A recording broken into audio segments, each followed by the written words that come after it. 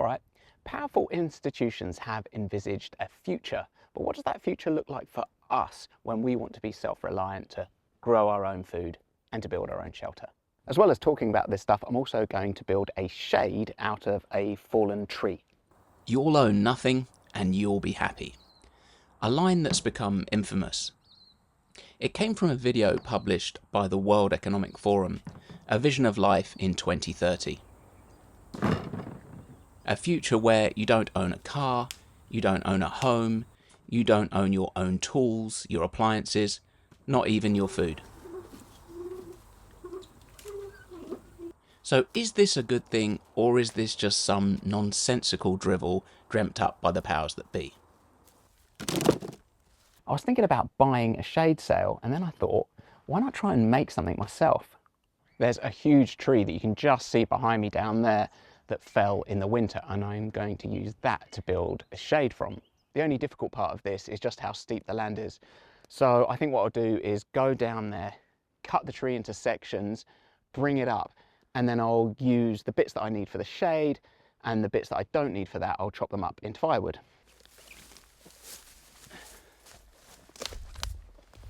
So this is my story. When my wife and I lived in London, we rented. We didn't own tools, we didn't fix things. If something broke, we called the landlord. We had a garden, but it was shared.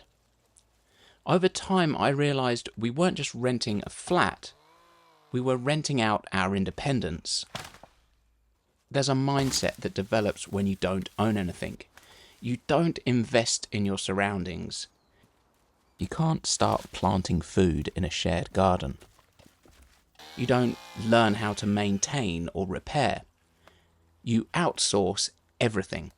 And the problem is, you aren't doing anything for yourself.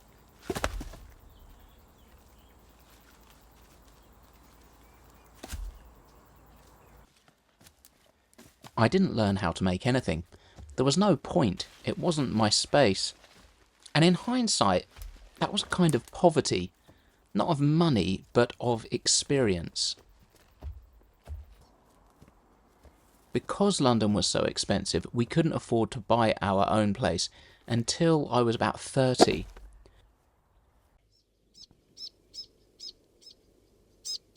All right, Terry. That's my mate. I call him Terry. He flits around a bit, so I haven't really introduced you to him before because he's really hard to film. Even if I'm doing something that's quite noisy, like chainsawing, he'll still kind of hang out because he likes to eat all the bugs that you disturb. A friend of mine down the road, he's this Maori guy, you know, the indigenous people of New Zealand, and for him, these birds have really strong kind of spiritual significance. He associates them with the sort of the spiritual world, as the bird kind of, I think, connects between the living world and the spiritual world.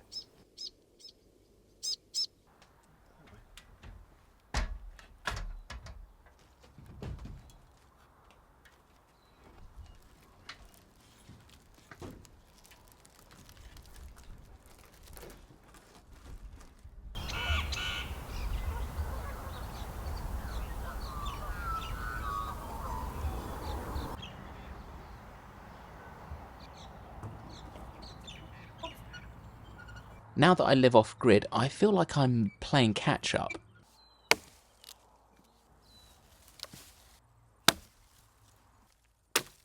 There's a profound satisfaction in reclaiming these skills, knowing how to make a cupboard, figuring out some basic plumbing, and fixing almost anything, or at least trying. There's a big difference between pressing a button in a city to get your food, your heat, your light, and knowing how to generate it yourself. One is dependency, the other is resilience.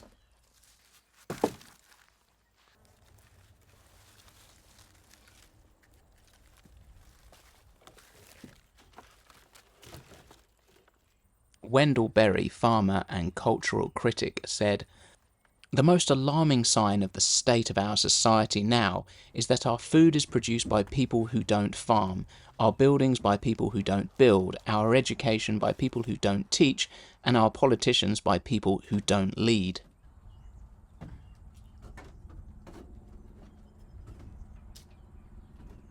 Skills used to be passed down, they were essential to live. Now they're optional hobbies, quaint, even obsolete.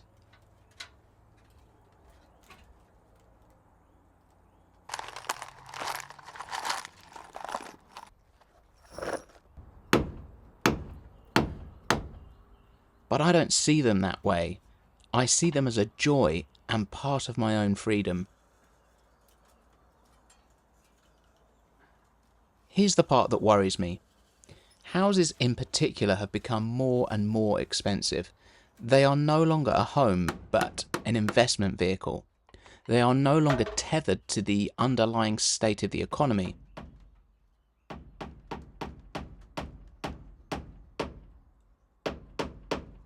Either this is a great idea and we will have a nice place with dappled light to enjoy over the summer, or it's a horrible idea and birds will end up nesting in there and it's a big fire hazard. I don't know.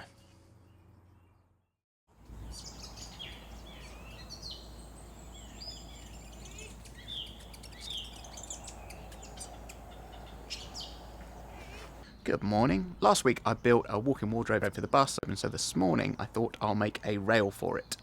So an obvious option for young people is just to opt out, to live with less, away from the system, and rely on themselves.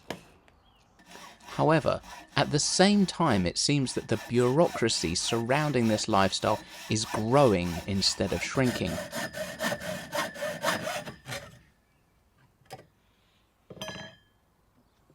In some places, collecting rainwater is illegal.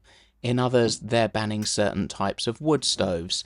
Front yard gardens are torn up by city councils because they don't match the aesthetic. Homeowners associations fining people for growing vegetables instead of grass. Zoning laws limit what you can build, even on your own land.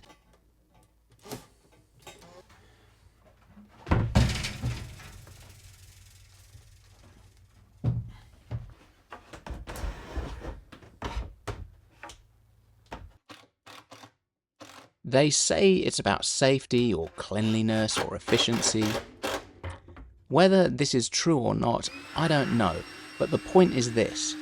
Little by little, the means of independence, the very tools people need to feed, house and care for themselves, are being restricted, licensed or regulated into oblivion.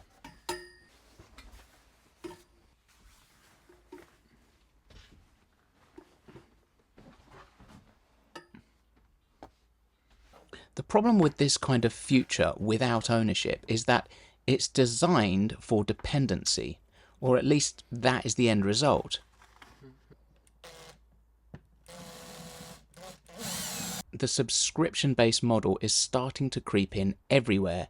Smart homes you don't own, electric cars you lease, land you rent, services you access through apps with terms and conditions that can change at any time.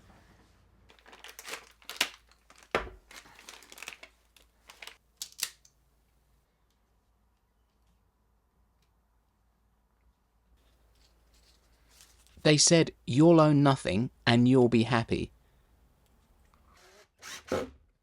To me, this just sounds like the final stages of a Monopoly game, where we are all going around the board just hoping that we don't end up bankrupt.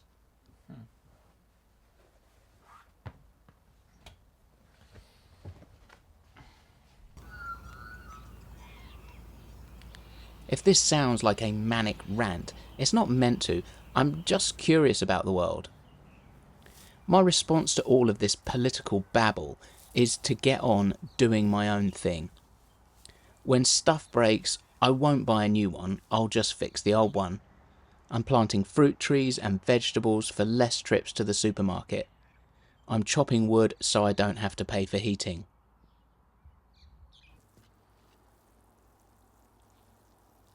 For me, the best thing about this time is living in the information age, and I love it.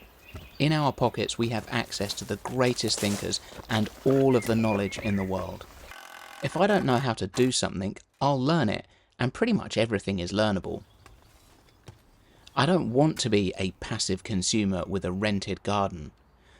I want to figure stuff out, learn new skills, and rely on myself. not a system.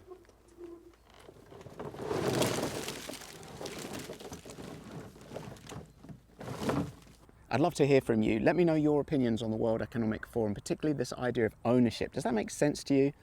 Thank you so much for watching. See you next week.